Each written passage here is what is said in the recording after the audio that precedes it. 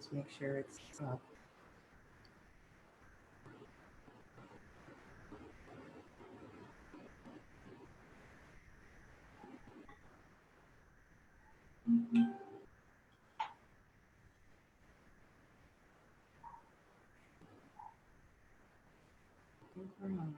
Okay. Hi, good afternoon, everyone. We're here. This is our first DA Discusses. I'm Angela Fobbs, the chair of the Global Black Caucus, and I'm here today with the Global Women's Caucus to talk about their part in Voting Rights Month, which is August. I'm here with Ann Hesse, the GWC chair, and Marnie Delaney, our Women's Suffrage Centennial Coordinator. How are you guys today? Doing well. Thank you. Pretty good. Nice hot sunny day here in Stuttgart. Oh, yeah. Yes, it is definitely hot. I don't know if it's sunny where I live, but it's really oppressively hot. Yes. So ladies, we have, August is a really important month when it comes to voting rights history. August 6th is the 55th anniversary of the Voting Rights Act of 1965. August 26th is the 100th anniversary of the 19th Amendment being added to our Constitution. Yay. Women can vote. Woohoo. And what a good idea. Yeah, I know. That's amazing, isn't it? And August 28th is the 57th anniversary of the March on Washington for Jobs and Freedom. Wow, guys. Tell me what's going on. Okay, we are so excited because there is a lot going on. And as part of our Women's Suffrage Centennial commemoration, we kicked off with a really wonderful panel discussion among 4 congressional candidates. We call it the Women to Win series, and we're planning more of those for the fall, so stay tuned on that. We chose to start with that because these women would not be running if the women before us hadn't started battling for us for the right to even vote. Since then, we've been very busy putting together more webinars and a wonderful toolkit. And we've been so lucky to have Marnie Delaney as our Women's Suffrage Coordinator. It is really true. I've never met anybody who knows more about the subject than Marnie does. And so right at this spot, I am going to hand right off to Marnie to go into a little more detail on what we've been preparing, what she and her team has up their sleeves. Before Marnie begins, I just want to let everyone know out there, if you're an overseas voter and you want to vote in November's election, please, you must request your ballot as soon as possible. Do it today. Go to votefromabroad.org and request your ballot. Ask for it to be delivered by mail because our votes are a very important way that we let our government know how we feel. And so if you feel angry, for example, about some of the things that are happening, or you're unpleased by the way the coronavirus pandemic is being handled, then voting is the best way to show our representatives how we actually feel. So with that, Marnie, please go ahead. Welcome. Well, thank you. And I think I'm not going to tell people how I really feel about it all, but it's not appropriate for Facebook. But the reason I think this suffrage centennial was so important to us is because, as Angela said, it took a long time and it took a lot of hard work for women to get the vote. Women didn't all get the vote then, unfortunately. A lot of people still had to keep working right through the Voting Rights Act, which makes this collaboration between the Global Women's Caucus and the Global Black Caucus so appropriate as we celebrate both of those events. And overall, over the course of the month, we celebrate voting rights in general. And I call them voting obligations, actually. So take it seriously. I like that. I really like that. Well, thank you. And so what we've done is we've put together, we're hoping, we did some overarching events, but we were hoping that chapters and countries and individuals all around the globe would be able to take advantage of this opportunity to give a little salute to all the people that work so hard and set up some events of their own. So we have a toolkit which you can access on the website. And would you like me to share it? Angela, I think that would be great. Okay, I will definitely share it. Then I don't have to test my memory. Yeah, it's let's failing. not do that for anybody. Yeah. It's a little, it may be early in places. Oh, I was sorry, I was scrolling. The toolkit was so interesting. I just was looking through it. Yeah. There we go. So here we go. Here's a little table of content. So we just have a little background, and we obviously we invite you. I think Anne graciously invites you to be part of this GWC event, and included is a list of some of the events. I'll mention a couple of them later.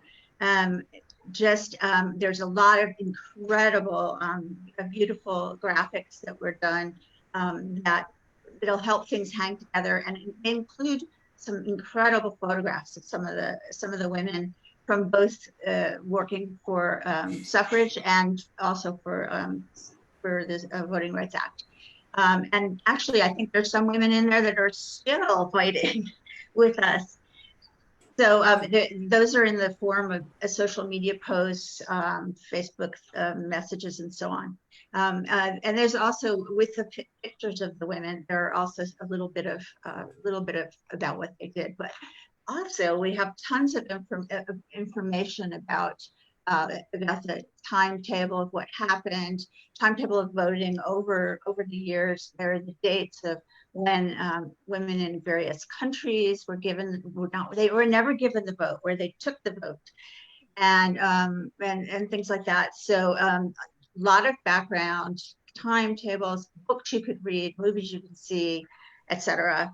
And then some ideas of things you might want to do to celebrate in your hometown. And then we're going to get to, I think there's a sample press release as well. It would be good if you do something that's really exciting. It would not be a bad idea to let your local press know, because then it's possible that people who live near you who don't belong to this organization, not only might they join the organization, but they might actually go to votefromabroad.org and get their ballot. Yeah, that's right. It's important to share this information, not just so that we can educate people, but so that we can also emphasize the importance of voting. And maybe they want to join the Women's Caucus, maybe they want to join Democrats Abroad, maybe they just want to vote, but maybe it inspires people to do more than what they're currently doing. Right. And I think a lot of people think, oh, I just can't go through all that paperwork, and I don't want to have to figure out the right address in the United States. And this makes it so easy, because I had done the first, and it was happy this year to do the second. So let's see, some of the events, I'm just going to jump over to that. The events begin again on the 11th. And we have to the point that we were talking about earlier, of the ways that the civil rights movement and the early women's suffrage movement fit together. We have two historians coming, and they're both Allison and Nikki. I just won't go over their whole big names, but they are amazing. They're really smart, but they're also really nice and conversational. So it's not going to be like historians boring you. It's going to be very, I think, maybe even a spirited conversation. Yeah, it's these two women are incredible, and I just have to say, who would have thought 100 years ago that we would have as many female PhDs as we do now? Yeah. Isn't that amazing? Yeah, it's great. In fact, it's interesting because when you look at the women's at the profiles of the women that we were doing the photographs of, many of them were the first woman to ever graduate from college, or the first Black woman to get a PhD, et cetera, et cetera. And so, I mean, this education plays a huge role. A lot of them were teachers. So education plays a huge role in enabling people and inspiring people to get really involved in making social change, I think. So I'm sure everybody thinks. Where was I? So that event is going to be at, I'm going to just say at 1900 hours, Europe, what is it? Central Central European European summertime, yes. We have allowed a little over an hour just in case it goes, because we think it's going to be such a great conversation. The second event I'm going to mention is I'm really excited about as well. It's on August 25th, which is the day before the actual anniversary. And it includes my personal mentor and hero, Eleanor Smeal, who was really one of the key strategists of in the 70s to get the original extension of the Equal Rights Amendment, and also really fought the battle up through June 30th, when we didn't unfortunately have it quite yet. Luckily, it's people keep fighting, and it's happened. But anyway, she's now the president of oh my God, what is it called? The Feminist Majority. I'm sorry. She founded the Feminist Majority, and is also the publisher of Ms. Magazine now. And so she will be here along with the woman Jennifer Foy from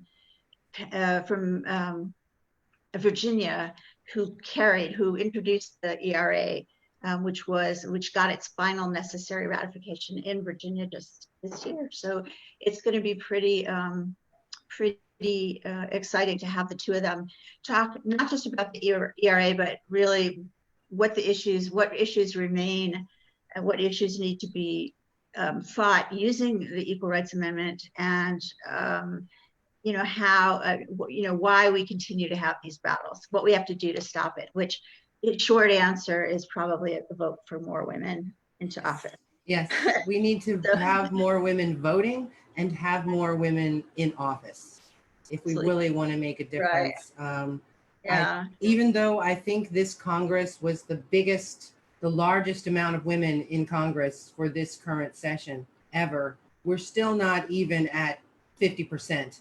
I don't even think we're at 40%, honestly. No. Yeah. I know. I think it's really low. Marnie would know the number. It's at 24%. I wish. I love that you think I know these things. Yeah, you do. I do. But it's not high. It's not. All I know is it's not high enough. It can't be not high enough. I want to do the experiment where we get to have all women and then just see what happens. I think it might not be. I would like that experiment too. Didn't somebody say? I think it was Ruth Bader Ginsburg who said something when asked how many women are enough on the Supreme Court, and she said, "Well, when all of them are women." Yeah. That's really, I agree with you. It's always funny. We accept that there could be all men in charge of something, but if there's all women, oh my God, Why stop at half? Why should we stop at half? You look around the world, though. You look around the world at like small communities that are desperately failing, and you see the little industries that spring up to save them, and who organizes things and who gets the water. It's the women. It's the women. So there's a fundamental, I think, let's get it done attitude that women have, and we sure have a lot to get done now, don't we? We've all seen these reports of the countries that have had the best successes with COVID have been managed by women. Yes. I live in Germany, and we have a lot of women in our government, really a lot, not just Angela Merkel, but many. And of course, New Zealand is a success story, and so many others, these successful, competent women. Anyway, let me just finish by saying, in order to get there. Right. And in order to get there, people have to get out and vote. So we came up with this idea of having everyone around, every member of Democrats abroad around the globe participate on one particular day. And there can't be a better day than August 26th. And Anna's going to talk about why it's so important. Okay, all right. So the culmination of all these events and the reason for the toolkit and all of that is all pointed towards August 26th. That's our Women's Caucus Global Phone Banking Day. And on this day, we've committed ourselves to making at least 1,920 phone calls to Americans living around the globe. And what we want to ask them, what we want to remind them is to register to vote and to request their absentee ballots, and then to complete that ballot and pop it in the mailbox right away. So these are the reminder. And what we really need between now and August 26th is more volunteers who can help us out. Now, I know what you're thinking. Everybody goes, oh my God, phone banking. I'm terrified. I have phone phobia. I don't want to get hung up on and all of that. So I have 3 important things to tell you about phone banking, and then I'll hand back. But this is really important. So why are we doing this? Well, in fact, most Americans overseas don't vote. We're giving this little reminder nudge to the people who are here to go ahead and register and to, as I said, to put it in the mailbox, and importantly, to give them the information to connect them with experts if they have a problem. The phone bankers themselves are not the experts, but we have a wonderful team of experts in voting, all the details, all the questions, all the things you might be nervous about. We have a team who can answer your questions. So one of the things our callers do is say, you know, this is something we can help you with. Number 2, who do we call? And this is crucial. These are not cold calls. This is not what you might think of from the United States, where you get hung up on and angry people. These are our own members, and they've opted in, and they're really happy to get this little reminder, this little help. I'm happy to get it, and I'm on the team, and I'm really happy to be reminded, oh gosh, I haven't done that yet. And then the third thing is, how do we make these calls? Well, we use this really cool software that is free to all the volunteers who use it, who call, and that makes the calls for you. It provides a very simple little call script to follow. And to make it even easier, we have some really kind of fun trainings that we're offering between now and then. You can do your own online training if you want to, but it's much more fun to do a live training with other people who are going, oh gosh, what do I do? It's really kind of fun. There are people who have done hundreds and hundreds of calls who can tell you some stories and what to expect. And you can sign up for one of these volunteer trainings, and please sign up to volunteer on the 26th. You can do it right on our website, on our events page, the GWC events page there. And if you'd like to go a step further and actually volunteer for the caucus as a volunteer, you can write to me personally at womenscaucus@democratsabroad.org.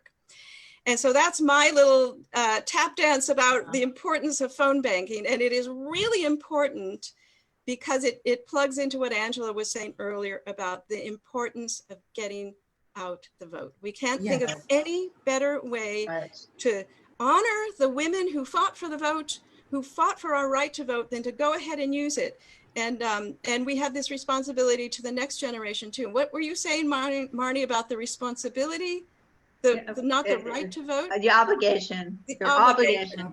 So Marnie says we're obligated. That's right. And I'm gonna throw in one little footnote, and that is that when you sign up, you're not necessarily obliged to use any particular phone bank organization. So if your country is doing phone banking, sign up through them. If you don't want to if you don't have a chapter or a country that you're familiar with, then just go to the main number, and you'll be getting all the information. You can make all your choices.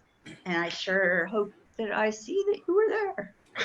Yeah, I just want to say a little bit about phone banking. I did it recently for my own country committee, Germany. We had a Dialing for Democracy Day, which was Flag Day. And I'm not a phone banker like natively. I know that sounds crazy. Everybody sees me on these videos and they're like, oh yeah, she wants to talk to people, but just randomly dialing people seemed a little overwhelming to me. But for that day, I made 70 calls, and it was super easy, and the people really were happy to talk, and what was amazing for me was that a lot of people hadn't requested their ballots yet. Okay, that was June, so things could be different now, but it's really important that we contact people and let them know to do this, because some people aren't thinking about it, or they've thought about it, but they just haven't acted. So this is a good way to get people to take action. So yeah, please join in for the Women's Caucus phone banking-a-thon, or what are you calling a phone banking day? Phone banking Phone banking day. Yeah, We a didn't phone come up banking with a day. cute Phone name. day. They It's didn't come up around with the it. That's world. okay. And it's really important because our votes really do count. There are many examples where Democrats abroad overseas votes really did make the difference. The margin of victory has been proven. The results aren't in, it's too close to call, and they pull out our absentee ballots and count them up, and we have made the difference. Yes. And one more thing about the overseas ballots, our election day has to be moved up. What is the day we're looking at? October. Ballot day is September 19th, Saturday, September 19th. That's when the ballots will be delivered from every state. It's a law that 45 days before the election that the ballots have to be sent to overseas voters, so, or absentee voters in general. And I think they're looking at October 20th as being really the time it has to be back in the mailbox, right? Well, yeah, the mail is running slow, and it's running slow on purpose because Donald Trump is a bad man, and all his cronies are bad people too. I know I shouldn't say that. It's a surprise. No one will know. I just read an article this morning about the new postmaster who's purposely slowing down the mail. It's an affront to everyone who works for the post office. Yeah. And I can only imagine, my grandmother retired from the post office as not a letter carrier, but as a mail sorter. And their jobs were to get the mail to its destination as fast as possible. There was They're proud to do it. Yeah, and that's their job. And for whatever reason, now we're decided to slow everything down because Donnie is sad. People are going to vote him out. We are going to vote him out, you guys, in November. But you have to vote. You can't sit on the sidelines. Women, men, it doesn't matter who you are, how you see yourself. If you think Donald Trump is not a good person and that he's destroying our country, then you got to vote against him. Yeah. I think I was going to add, when you get your ballot, be careful how you fill it out, and do send it back right away, because every effort to suppress the votes is going to be pulled out. That's so right. If it's not clear, don't substitute a different envelope. Don't mess around. Sign things. You have to sign things. Do it right.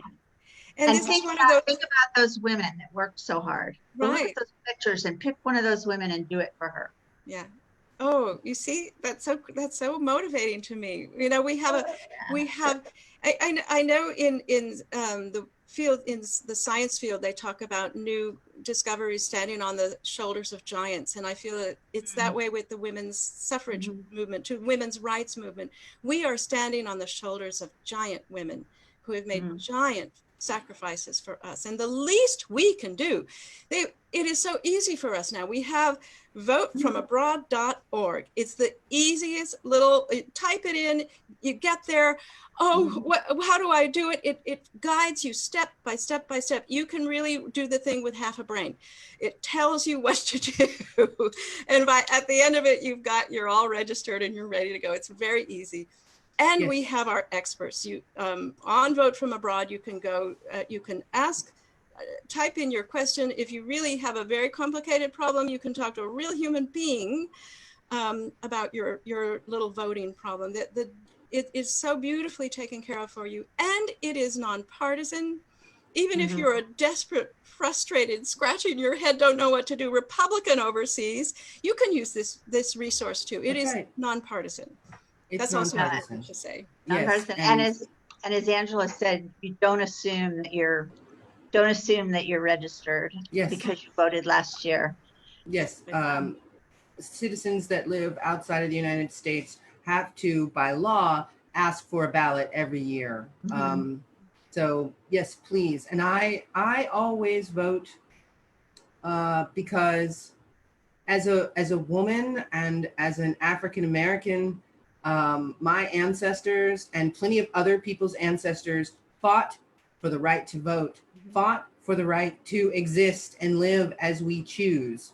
Lots of people are still fighting for this right to live as they choose. Mm. So if you think about all those women and imagine how much clothing they wore back then, you know, all those big dresses, I mean, and underwear and everything. And they went out and protested and did all sorts of things. And so all you have to do is just put on your shorts and tank top, which is nothing, and go to your computer and click votefromabroad.org. It's so simple. Right. So what are your voting states? Where are you voting, ladies?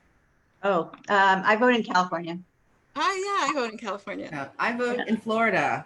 Hey, Yeah, I vote in Florida. It's, you know, I always vote. So don't be mad at me when, you know, Rick Scott is the senator. Rick Scott, AKA Lex Luthor. That's how he looks to me. And I don't even know what the governor's name is anymore.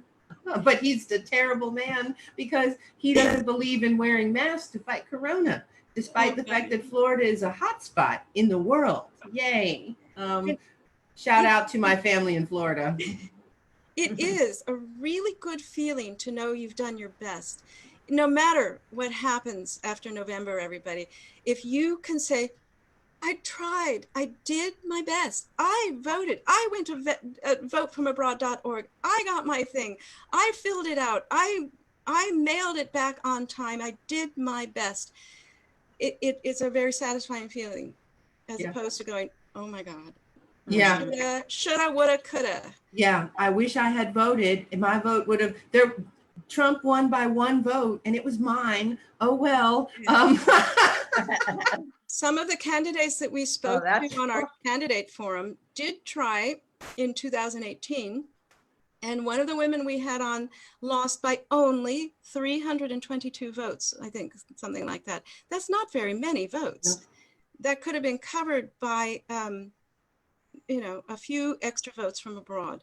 So your vote is counting more than it ever has before. It's so close in so many districts. Down ballot elections are sometimes decided by one vote. A coin toss decided a vote a few years ago. Coin toss, all sorts of crazy things, because we just don't have enough people who are voting and voting definitively. You count. Yeah, vote for Biden, vote for all Democrats, vote for progressive candidates when it's possible, vote for Democrats in general. Don't be fooled. Republicans they're not interested in women's rights. They're not interested in minority rights. They're not interested in trans rights. They're not interested in rights of the disabled. If you recall, this time last year, Trump was making fun of disabled people. I mean, in the last election.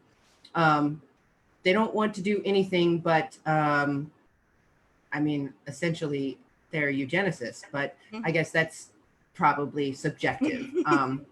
Anyway, ladies, I think we're on that note. Yeah, on that note, I just want to say one more thing about volunteering. If you do care about the things that Angela just mentioned, it is very easy to volunteer for one of our caucuses, the Black Caucus or the Women's Caucus. All you have to do is contact us at democratsabroad.org. Women's Caucus at democratsabroad.org is my address. And we can put you to work right away.